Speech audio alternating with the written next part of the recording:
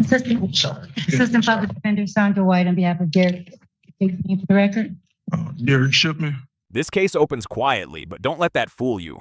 What you're about to watch is a textbook example of how bond conditions, medical excuses, and judicial discretion collide in real time.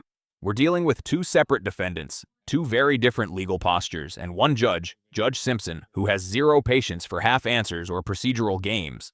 The first situation centers on Derek Shipman, an OWI defendant already on the court's radar. Right out of the gate, the defense asks for a preliminary exam, signaling that the case is not going to resolve quietly. Discovery is complete, witnesses are ready, and the court sets a firm date, October 21st, 2025. But then comes the real issue, a bond violation. Bond violations are not minor housekeeping issues. They are the court's early warning system. When a defendant can't comply with testing, payments, or supervision terms, judges immediately start weighing public safety versus personal hardship. The defense leans heavily on medical explanations, sleep issues, medications, documentation, but Judge Simpson is already thinking several steps ahead. And here's the tension that hooks this entire video. When a judge hears repeated excuses tied to alcohol monitoring in an OWI case, the court doesn't just hear inconvenience, it hears risk. As this unfolds, watch how quickly options narrow, patience thins, and authority sharpens. Because once a judge lays out, test more, wear SCRAM, or go to jail, the courtroom tone changes instantly. What are we doing? Your Honor, we're requesting a preliminary exam in this matter. Discovery is complete. Yes, Your Honor, to the best of my knowledge. Court received the bond violation report. I am. People have their witnesses available the 21st.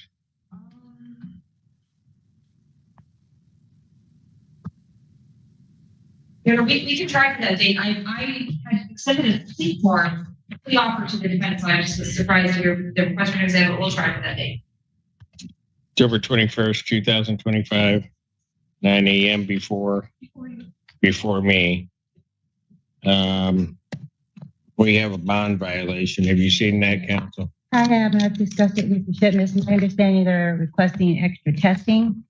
I've talked to Mr. Shipman, and I have now lots of medical documentation. Mr. Shipman has, due to medication and medical issues, he falls asleep at different times and is unable to awaken. I can provide the documentation to the court and to the prosecutor. He needs to, first of all, make sure that he can make some payment. He needs to pay on his balance over there. This is rather outrageous. This is where Judge Simpson's frustration becomes unmistakable. When he references unpaid balances and missed obligations with community corrections, he's not just talking money, he's talking credibility. Courts view compliance as a measure of seriousness. If someone can't manage payments or testing, the judge starts questioning whether supervision is even working. The defense frames the problem as medical. Medications causing sleep issues, difficulty waking, documentation in hand. That's not unusual, and judges do consider medical realities. But here's the key legal principle. Medical explanations do not erase responsibility. They only matter if they still allow the court's conditions to be enforced reliably. Judge Simpson's reaction, calling the situation rather outrageous, like signals that, from the bench's perspective, this has crossed from accommodation into avoidance. The moment he asks, no matter how many tests he has, he's going to have issues, he's testing the logic of the defense argument. If the problem is permanent, then incremental fixes won't work. This is also where the judge begins pivoting toward alternative enforcement, like SCRAM monitoring. Judges prefer tools that remove ambiguity. Missed breath tests can be blamed on sleep. Continuous monitoring can't. That's why the court's tone hardens here, because reliability matters more than excuses. Balance that he owes over at community corrections. With reference to his testing, you're indicating then no matter how many tests he has, he's going to have issues? They've changed. He's asked to be taken off of one medication, and the doctor has taken him off of that one. So he's hoping that. Well, why wouldn't I just put him on a SCRAM? Your Honor, I have medical documents. They try to do that before I have issues with my legs. Everything is in the folder that I brought today. I thought she was going to hand it to you. That what? I thought she was going to hand it to you. I have all my documentation in the folder that I gave to my attorney. As I stated, he just provided me with documentation. Of what? from his doctor stating his different medical issues. I understand that, but that doesn't get me to his testing. That's why he falls asleep. He's unable to awaken at the hours that he's now has to test. And adding additional hours won't help it. But I understand you still want him to test. Well, here are the options. Okay. The options is he can go on a SCRAM. I Yes. can add additional hours, Yes, sir. or I can revoke his bond and put him in jail. Those are his options. Which one would you like? This is one of the most important moments in the entire hearing. Judge Simpson does what experienced judges often do. He reduces chaos to 3 clear options: SCRAM monitoring, increased testing hours, or jail. No side arguments, no fourth option. Legally, this is completely proper. A judge has broad discretion on bond conditions, especially in OWI cases where alcohol monitoring is tied directly to public safety. When the judge says, "Which one would you like?" it's not a negotiation, it's a forcing function. Notice how quickly the defendant pivots. Once jail is explicitly stated, the tone shifts from explanation to compliance. The defendant requests adjusted testing hours instead, citing a doctor's recommendation. This is a common move, asking for accommodation rather than escalation, but Judge Simpson immediately interrogates the testing history. And then comes the bombshell. Testing has already been reduced to once per day. For an OWI defendant with prior concerns, that's extremely light supervision. When the judge says that is philosophically against how I roll, he's stating something crucial. Judicial philosophy matters. Different courts tolerate different risk levels. This judge clearly does not believe minimal testing protects the community. This exchange shows how fast leniency can reverse when transparency breaks down.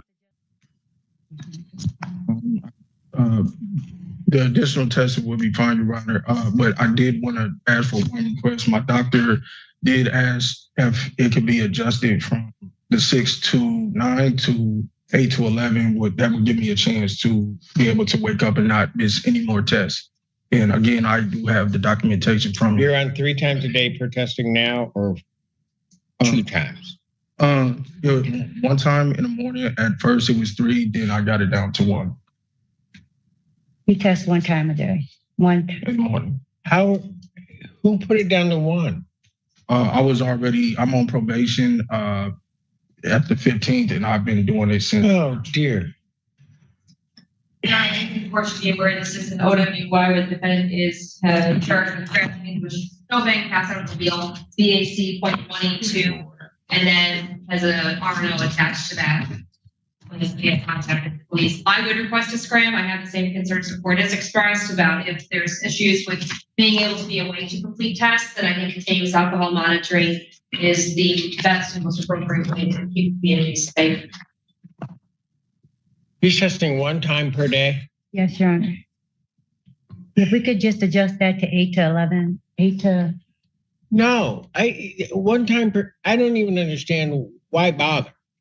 It's 1 time, that is totally philosophically against. I realize some courts do it. I know that's not how I roll. So I'm going to. Here's what I'll do. We'll set it. I'll set the preliminary exam. We'll have it on the 21st. That's before me in person. I'm signing a new community corrections order. You're going to test 3 times per day. This ruling is decisive. Judge Simpson resets the supervision structure entirely. 3 tests per day, new community corrections order, bond continued, but only under stricter terms. From a legal standpoint, this is the court reclaiming control. The judge explicitly rejects once-per-day testing, calling it incompatible with his courtroom philosophy. That matters because judges are not bound to match other courts' practices. They are bound to ensure compliance and safety in their courtroom. When he says, "That's not how I roll," he's signaling consistency. This defendant is now under the same scrutiny any similar OWI defendant would face here. Importantly, the judge does not immediately jail the defendant. That's restraint. But the warning is unmistakable. Failure under this structure likely leads straight to custody. This segment also shows why SCRAM remains on the table. The court accepts the claim that SCRAM is medically problematic, but that acceptance comes with a cost, more frequent testing instead. The bond continues, but the margin for error is gone. At this point, the first case closes with a clear message. Accommodation exists, but only up to the point where enforcement still works. Yes, sir. That's a sober link. He says he medically can't handle a SCRAM. Thank you, Bond. Continue. Yeah. Court calls case People versus. Assistant Public Defender Dobby Lebo on behalf of Unite Singletary, who appears via Zoom. Ms. Singletary, could you please state your name, ma'am? Unite Singletary. See, and I worked really hard, Ms. Singletary, to make sure I didn't mess up your name this time. I did pretty good. Aren't you proud of me? Yes. Thank you. All right. What are we doing? She's entering a plea. Yes, Your Honor, I believe that we're already Are done. you sure this time a crime's been committed? We are extremely sure, Your Okay. Honor. I have before me a plea form that indicates that she's pleading to disturbing the peace, the 90-day offense. Upon her successful guilty plea to that charge, the count one, the possession of a taser, this is very much in the same vein as the other one earlier today, will be dismissed. She is also agreeing to forfeit any interest in the taser currently held by the UMM Police Department or EMU Police Department. That is correct, Your Honor. If they have been in agreement to Haida, There was. Oh, I see. It's scratched off to the side, but it says Haida. apologies, Your Honor. All right. No, that's fine. All right. I just thought. You guys in your paperwork. I just.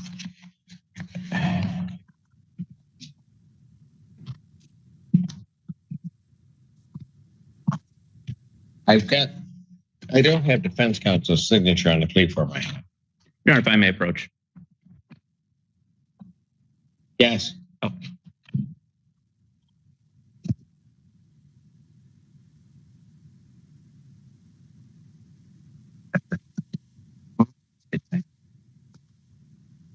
We did sign it. Yes.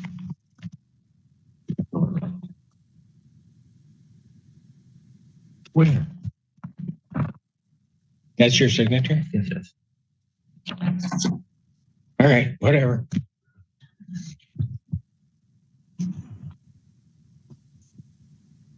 Ma'am, please raise your right hand. Do you solemnly swear or affirm testimony you're about to give will be the truth, the whole truth, and nothing but the truth, so help you God? Yes. State your name again for the record. Unite Singletary. All right, ma'am, it's this court's understanding that you're going to be pleading guilty to the charge of disturbing the peace. That is a misdemeanor punishable by up to 90 days and or a $500 fine plus court costs. You understand that? Yes.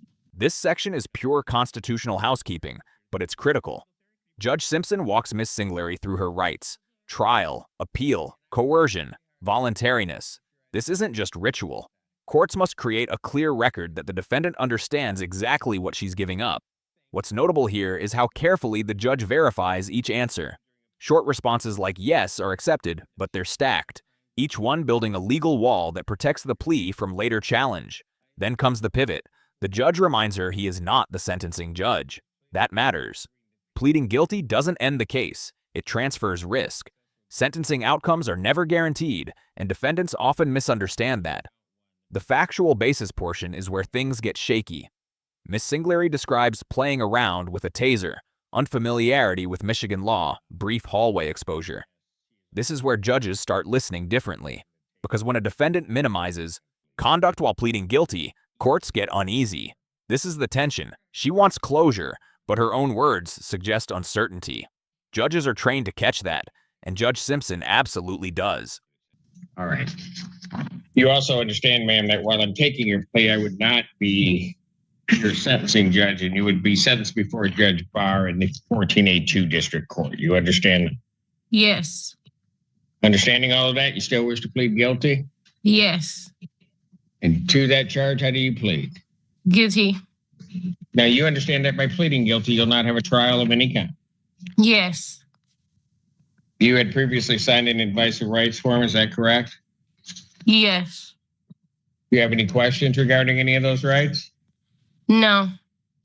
You understand that you will be waiving all of the rights contained on that form. Yes. Understand you're giving up your right to appeal of right. Yes. Are you on probation or parole? No. Has anybody promised you anything other than what's been stated here today on the record to get you to plead? No. Anybody threaten you or coerce you? No. You're doing this voluntarily Yes. of your own free will, Yes.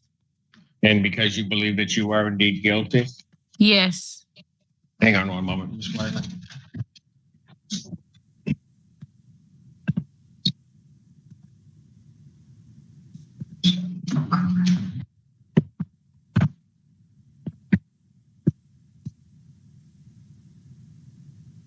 Find my information here. I'm sorry.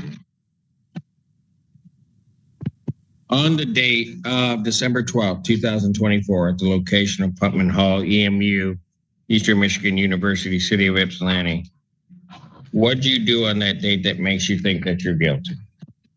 Me and my friend were playing around. We're both from Ohio, and we didn't know that the laws are different here, and we were playing around with the taser. You were playing around with the tasers. You had a taser? It was not mine. It was the other girl involved with this case. Your Honor, may I have what here? That always goes badly, but yeah, go ahead. Thank you. Ms. Singletary, on the date the judge mentioned, were you and your friend in the hallway at the dormitory with the taser in your possession? Yes, for about 3 seconds. Okay, and when you Say 30 seconds or 3. 1, 2, 3. while you were doing that, were you and your friend engaging in each other in such a way where you were holding the taser and that gave concern to a staff member who contacted police? Yes. What exactly were you doing, Ms. Singletary?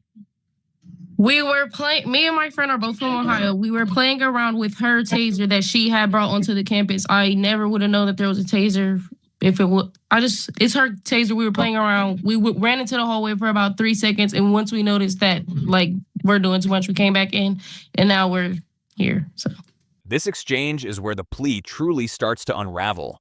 The court presses for clarity. Was the taser activated? Was she chasing someone? Was it public? And her answers shift. Seconds become moments. Certainty becomes I don't know. Legally, this is dangerous territory.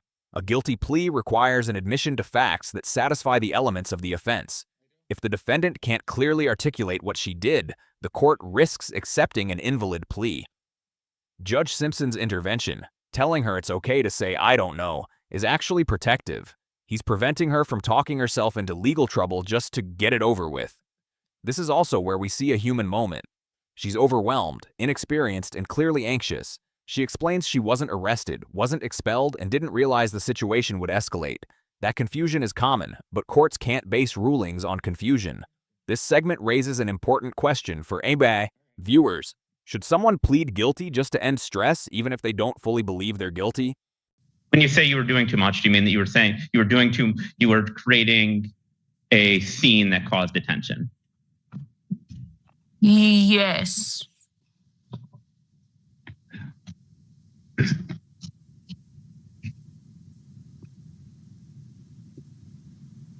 Is this case related to the other?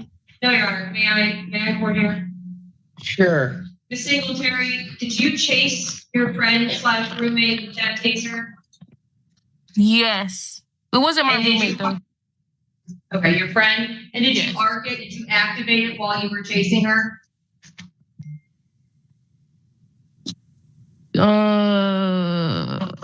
Yeah. Can I say something? I'll just say yes. Yes. Well, no, well. Okay.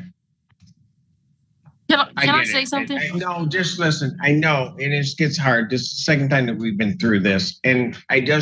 But here's the thing. What I don't want you doing is I don't want you just saying something for the purposes of just saying it. If somebody asks you a question you don't know, it's okay to say I don't know. Okay, I'm gonna say I don't. What I need. Go ahead. I'm gonna say I don't know to the activating it in the hallway, because when we were in the hallway, there was nobody out in the hallway. That's why we were so surprised when the police came. We actually went to we just proceeded with our day. Like, we were not even in there when the police came. We never were arrested or anything. That's why this whole case was surprising to me, because I never got like arrested. They did end up taking the taser, which because she said it was hers. I never knew it was gonna fall onto me because I never got removed from school. I never got any of that. My friend did, and I never. They said because it wasn't mine, it didn't really have anything to do with it because I don't believe that I activated the taser. I will say that I did have it in my hand in the hallway, but I can't say yes to me activating it in the hallway. Miss Singletary, while you had the taser in your hand in the hallway, were you chasing the other person? Yes. But when you say chasing, it was literally a door over, as you can see in the camera view that you have, I believe. It was never down the hallway. There was literally nobody in the hallway. You guys done? Yes, I'm done. No, not you. You're sorry. good. I'm sorry.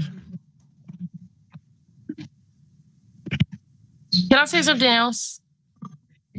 Heck, why not? Everybody else has. I just feel like I should, even though I'm saying I don't know to some of these things, I feel like I should just go through with it because my friend did end up going through with hers, but our situations are different because it actually was hers. I feel like if I keep just pushing it back, it's just going to be more and more court dates, you know? This is new. I never had nothing going on like this. Okay. You know, I Ms. Singletary, I get it. I hear you. But I hear you, but I am of the belief you don't think that you've done anything wrong as I'm listening to you. That's what I'm saying, but I understand the tape. Hold on. Judge Simpson verbalizes what everyone is sensing. She doesn't think she did anything wrong, but she's willing to plead anyway. That contradiction is a red flag. Judges are not obligated to accept pleas, and in fact, they are obligated not to when voluntariness or factual basis is in doubt. What's powerful here is the judge's tone. He's not accusatory, he's reflective. He acknowledges her desire to move on, but refuses to trade speed for fairness. That's judicial responsibility in action. This moment reframes the case. It's no longer about a taser in a hallway. It's about decision-making under pressure. The judge openly states that pushing forward just to end court dates may not serve her long-term interests, and that sets up the most consequential issue still to come. But I think you're saying things so you can try to get it over with. And Yes. I'm not saying that there's anything wrong with that necessarily.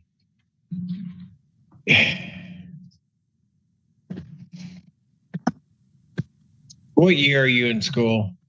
I'm in my second year. Next year, I go into actual nursing school.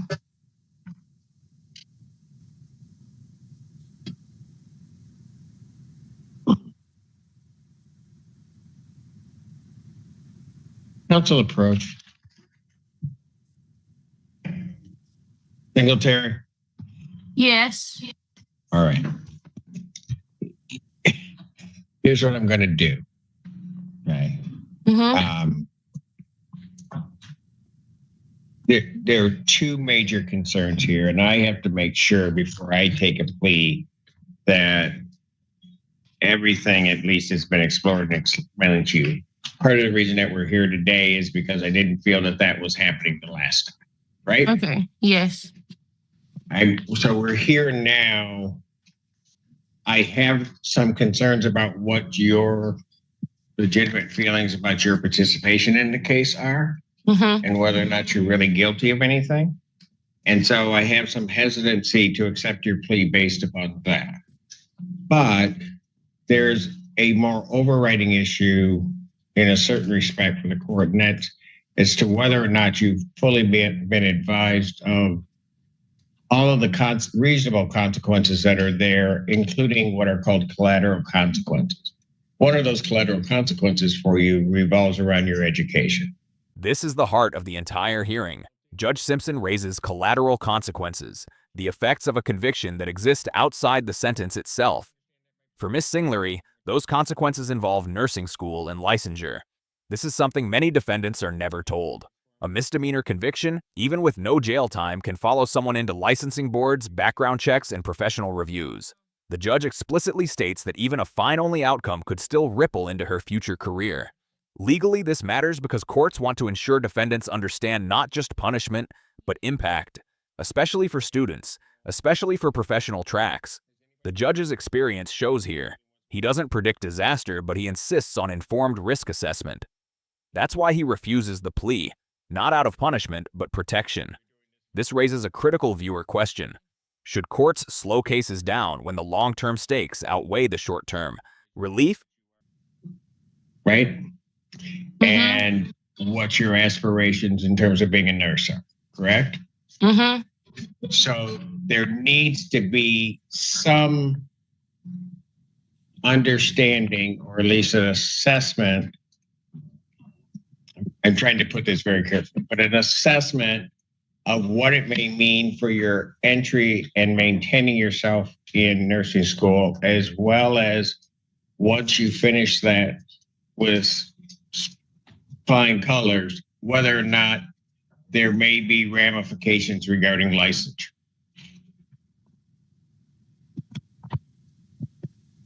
You hear me? Yes. Okay.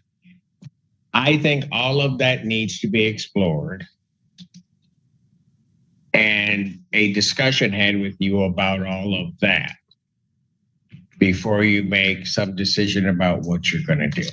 Yes, because I was never told about it would affect my nursing. Hold on. I don't want to know what you and your attorney may or may not have discussed. Okay. Because I don't get into that, and that is whatever it is. But when I have somebody like you, particularly who's a student, you tell me what you want to do. I know, just based upon my experience, and I guess being here since the dinosaurs, what can possibly happen. Okay. And I want that at least talked through with you. It may be nothing. It might be something, but it's a risk, certainly, that you have to assess. And I'm not, and for me, I'm just telling you, Ms. Singletary, the way I look at it, probably wouldn't do any jail time. Probably going to be a fine, then you're done with it. But for me, this is about a bigger picture, and that's what you want to do with your life and your future. So, in that regard, that's a long way of me saying, once again, Ms. Singletary, I am not taking your plea today. Okay? Okay. Not going to do it. And quite frankly, nobody can force me to do it, so I'm not doing it.